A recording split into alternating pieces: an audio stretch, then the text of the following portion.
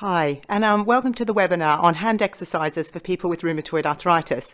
My name's Esther Williamson. I'm a physiotherapist and a researcher at the University of Oxford, and I'm going to be presenting tonight the work that our trial team has done around the SARA trial and the implementation of that project.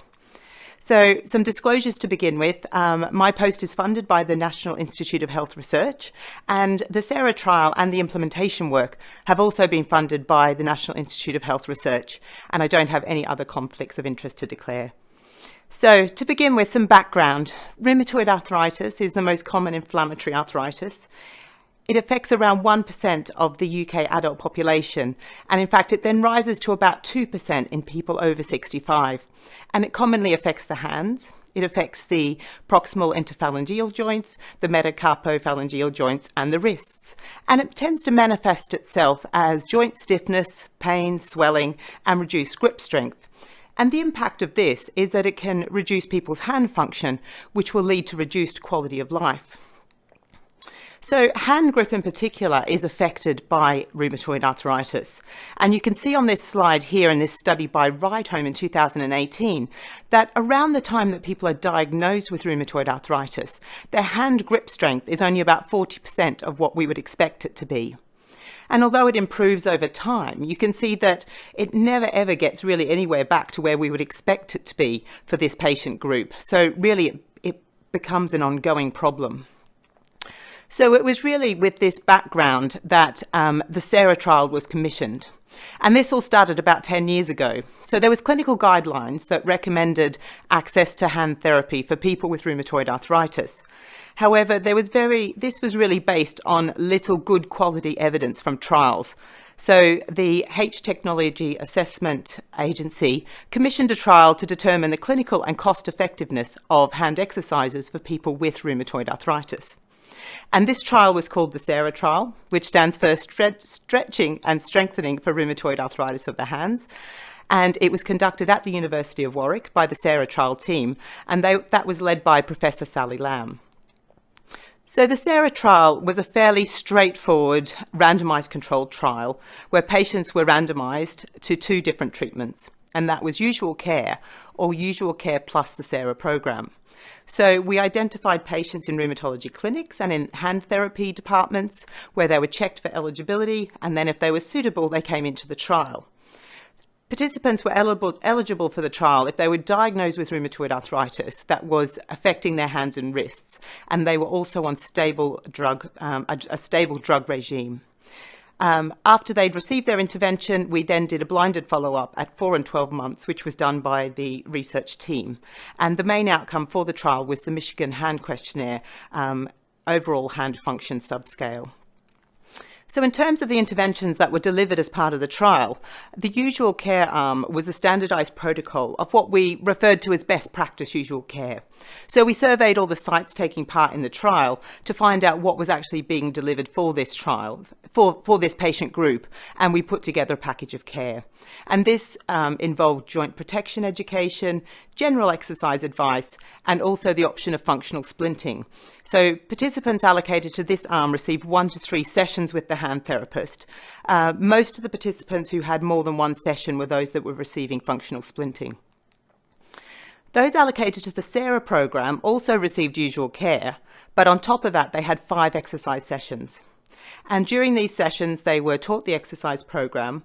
They were then taught how to progress the exercises or to regress them if they had a flare-up. And they were progressed over time so that it was a progressive strengthening program, and it was tailored to each individual patient. There was 7 stretching exercises or range of movement exercises, and then there was 4 strengthening exercises which used TheraBand and TheraPutty or TheraBalls. Integral to the exercise program were also behavioural strategies, and these were to encourage adherence to the exercise program, as I'm sure you're all aware how challenging it can be for patients with long-term conditions to exercise regularly. So this included strategies such as goal setting, getting the patient to rate their confidence to exercise at home, and then working together to raise their confidence so that they were confident to exercise independently. Exercise planning so that the patient decided ahead of time where and when that they were going to do their exercises, an exercise diary to monitor completion of the exercises, and then joint problem solving. So that was a really key part of the program, was actually the therapist and the patient working together to work out how they could integrate exercises into their daily routine. So we carried out the study at 17 NHS trusts that are listed on the slide here, and that was at 21 different departments. So here we've got the main results slide, and you can see on this slide that actually the participants in both groups improved over time. But what you should note is that the patients that also had the Sarah exercise program had about twice the improvement of the usual care only group. So they had around an 8-point change in their hand function scale compared to 4 in the other group. And we had good follow-up rate was around 89%. The other thing to note is that there was no difference in the pain levels or adverse events. And this is really important as well, because historically, I think people have been a little bit concerned about giving patients with rheumatoid arthritis hand strengthening exercises where they're using resistance. And we did get people to work quite hard in this study. So we used a Borg scale to get them to rate the exercises so that they could individualize them to their own ability. But where we wanted them working was for it to be moderate to somewhat hard. So we were actually asking them to put in quite a lot of effort.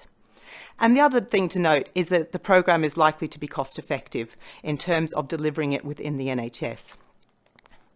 So in terms of the clinical implications of the Sarah trial, I think with the massive advances in drug management for RA, it means that actually we see far less severe joint damage and deformity than we would have in the past. But patients with RA will have reduced hand function, and this is linked particularly to reduced hand grip strength. So hand exercises are a worthwhile, low-cost intervention to provide an adjunct to the various drug treatments. And the Sarah program is a clinically and cost-effective way to improve hand function. So following completion of the trial, we had a publication in The Lancet, and this then also fed into the NICE guidelines that then went on to recommend hand exercises for patients with rheumatoid arthritis. But what we noted was that there was very little uptake into clinical practice. And really, we wanted to find a way that we could bridge that gap from research to clinical practice so that patients were going to benefit from this treatment. So we developed an implementation strategy using an online course. And this was funded by the NIHR Clark, and we developed a free online course to train hand therapists from the NHS to deliver the Sarah program to their patients. And this is what the landing page looks like. You can see the website there. So this website is now available freely to all health professionals that work with patients with rheumatoid arthritis. But for the purpose of the study that we did, it was restricted to NHS staff at that point. So we undertook an evaluation of this implementation strategy. We made the training available free to all NHS hand therapists. We then, on completion of the training, asked them to fill in some questionnaires for us to do a post-training assessment. And then 6 months after that, we sent them an email to find out whether they had actually been using the Sarah program in practice, whether there had been any barriers, and whether they plan to continue to use it. But we also asked people to send us some patient outcomes and to take part in a service evaluation, because what we also wanted to find out was whether we took an intervention developed in a trial and translated it into routine clinical care. Did patients still get the same types of outcomes that we saw in the trial? So we've also conducted a service evaluation to find out whether it works in clinical practice. So the participants in the evaluation, we had 790 NHS therapists registered to do the training. 2/3 of them were occupational therapists, a third were physios, and nearly 60% of them completed the training. So we classified them as a completer if they did the 4 modules of the training, they did the end of training quiz and evaluation, and then they downloaded their certificate. We also found that there was around 17% of people who did all the modules but didn't bother with the quiz, training evaluations, or certificate download. And generally what we found was that therapists who completed all the modules were the ones that reported treating more patients with rheumatoid arthritis, which probably made them more motivated to complete the training. When we look at the post-training assessment, we see that the majority of the therapists who did the training reported themselves to be confident and capable to deliver the Sarah program in clinical practice, and they were satisfied with the training. and around 85% of them then said that they intended to use it with their patients. We also asked about barriers and whether they thought there were going to be any potential barriers to using the program. And what we saw that actually 70% of people who did the training said that they thought there would be barriers. The first was time to deliver the intervention within the clinical appointment slots. The second was staffing to deliver the number of sessions that we deliver the SARA program over in the trial. And then the last thing was just having exercise equipment for the strengthening exercises, the TheraBand and the TheraPutty. So at 6 months, we followed up the cohort of people who had done the training, and we got about a 30% response rate, which is fairly typical for an online training program. And of those that responded, we found that about 2/3 of them had implemented the SARA program. The majority said it was clinically useful, that their patients were satisfied with the program, and most of them said they would continue to use it. We asked them about the aspects of the program that facilitated its use in clinical practice. And this was the feedback, that they felt it was clear and simple to use, they liked the structured format, and that it was evidence-based, and that it appealed to patients because it had been thoroughly tested. And really, I thought was really important was they felt that it empowered patients and it motivated them to adhere to their exercises. We also asked if they'd encountered any barriers, and these actually were very similar to what they said when we asked them post-training. Time, staffing levels came up again, as did equipment. And then for those that hadn't actually implemented the program, they said that they hadn't seen patients that the program had been suitable for, and that had been the main reason. So we also asked what they had been delivering when they delivered the SARA program, remembering that in the trial, participants had 6 sessions if they were randomized to the SARA program. And what we found was that in the real world, probably about a third of patients had 3 or less sessions. So this is half what they were getting in the trial, which does raise some questions about whether it's still going to be effective if it's not delivered like it was in the trial. In terms of the content of these sessions, the focus was on education, exercises, progression and regression of exercises. What we found, though, was that actually the behavioural strategies were used much less, and 43% of respondents rarely or never used the exercise diaries. And these really were a key element in the sort of behavioural strategies for monitoring completion, and also as a tool to discuss with the patient how they'd been getting on with the program. And 17% rarely or never used the goal setting and exercise planning. And we also found that 8% rarely or never advised to continue the exercises long term. So this then really raises the question about whether it is as effective when it's delivered in routine care as it was in the trial, because obviously this is really important. So one of our concerns was around the number of sessions that were being delivered. And the reason we were concerned about this was that we knew from the trial that people who attended all 6 sessions had better outcomes than people that didn't. So the number of sessions was important. So we invited therapists who completed the training to take part in a service evaluation. And we had 17 NHS sites take part, and we enrolled 118 patients over about a year. 96 patients then provided 4-month follow-up data.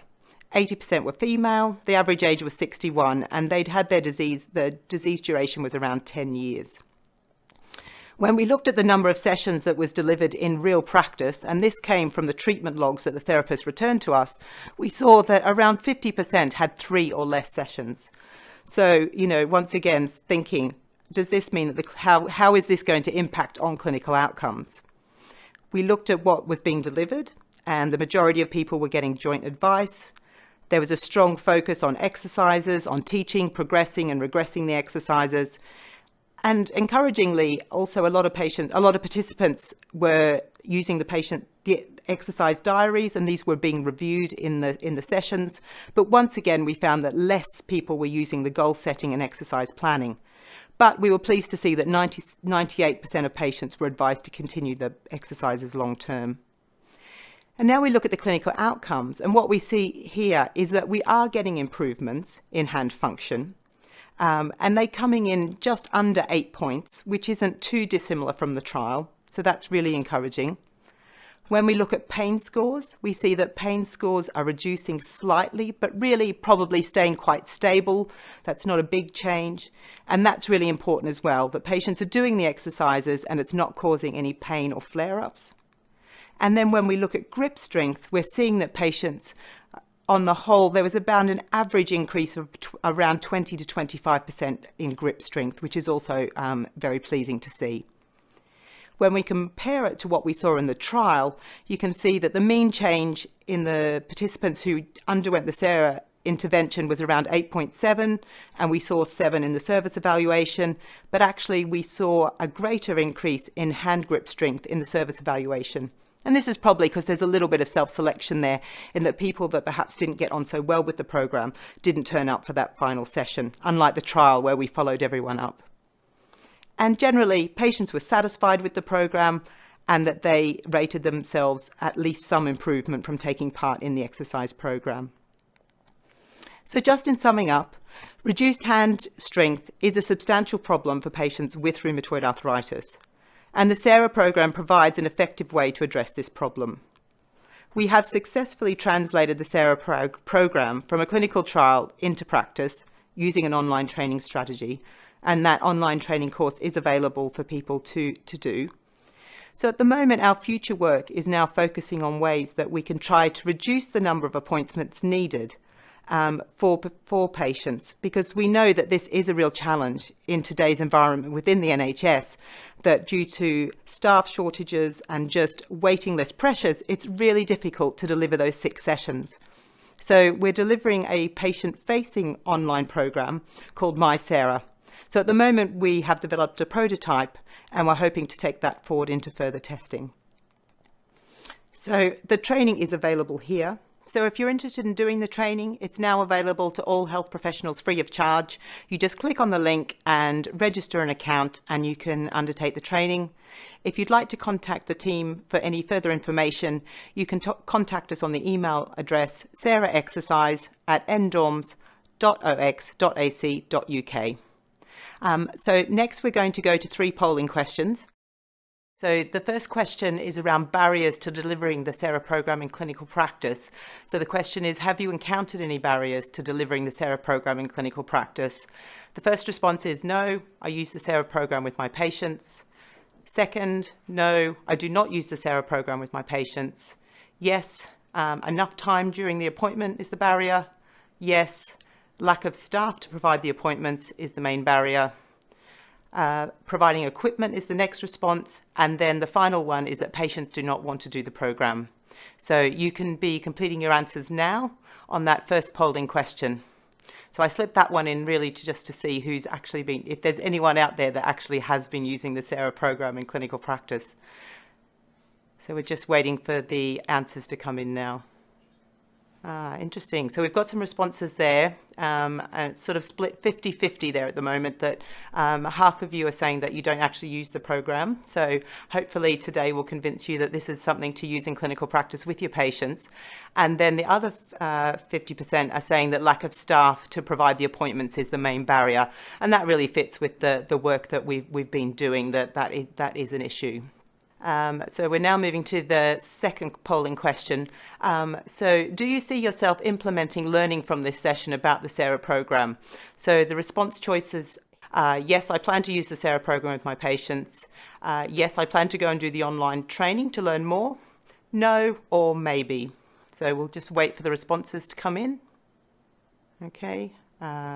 Okay, and that's very encouraging. So around 2/3 of you are saying that you're planning to use the SARA program with your patients, and 1/3 are saying that you're going to plan to do the online training.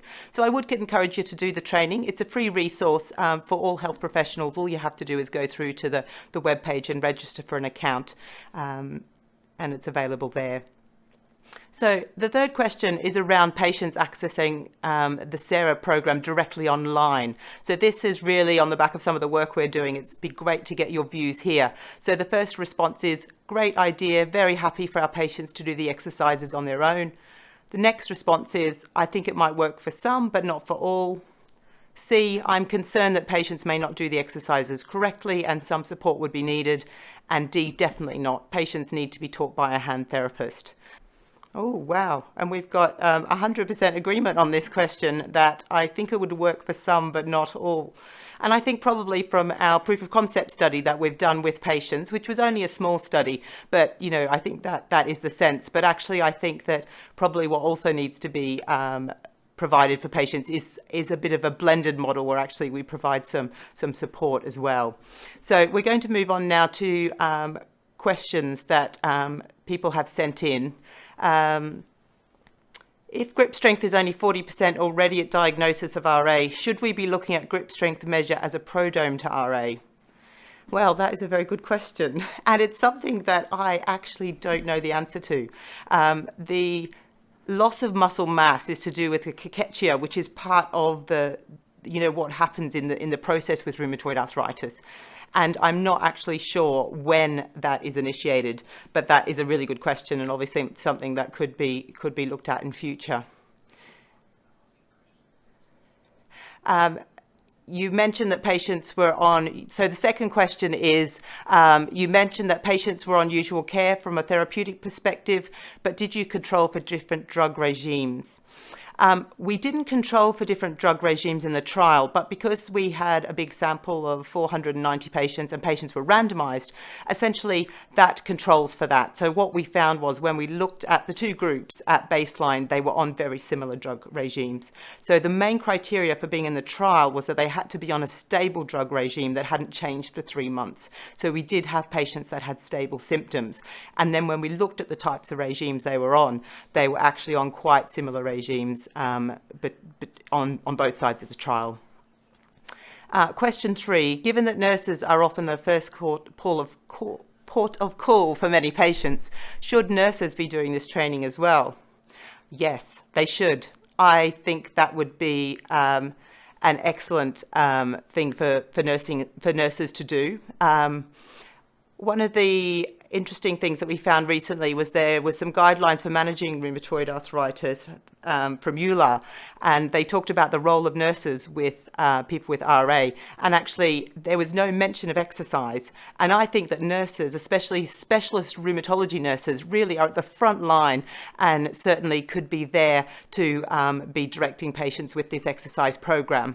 And the good thing about the SARA program is it is very prescriptive in some way. So actually, I think it's quite easy to train people up to deliver that.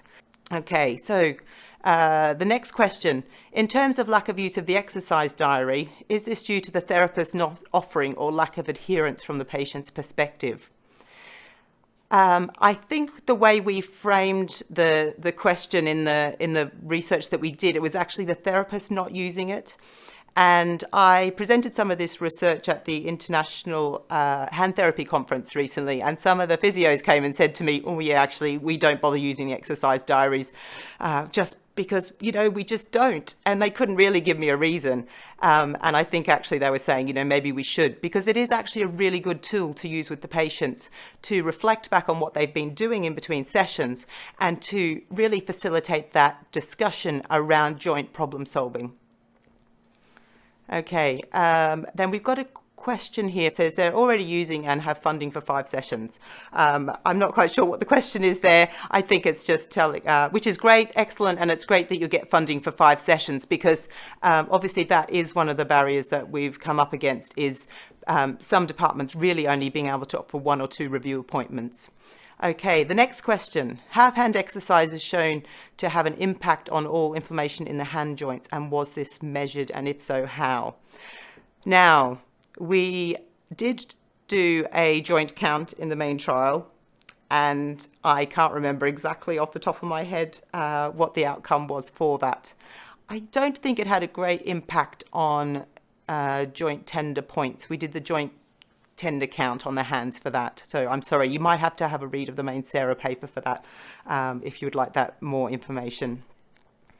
Okay, the next question is how often should patients complete exercises for them to be effective?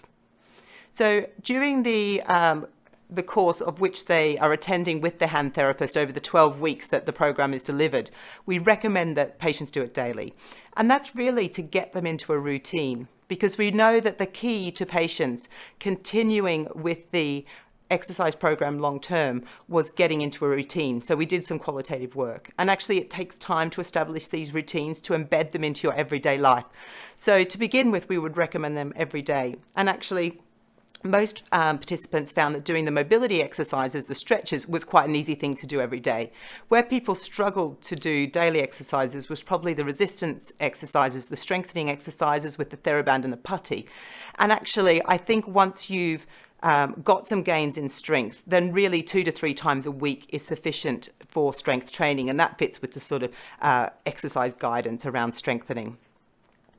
The next question is around any gender difference in the results of SARA. Was there any differences seen, and was compliance better in men or women? As far as I'm aware, we did do some pre-specified subgroup analysis of the main trial, and there wasn't any difference according to gender. And then the next question actually is asking a similar thing about older and younger patients in terms of results. And from my memory, that also didn't influence outcome either. So, question 10, at what point should hand exercises be started in our RA patients? Often that they are overwhelmed when first diagnosed. Yeah, I agree with you. I think often patients are getting a lot of information thrown at them during that initial phase, especially if they're trying to get their symptoms under control.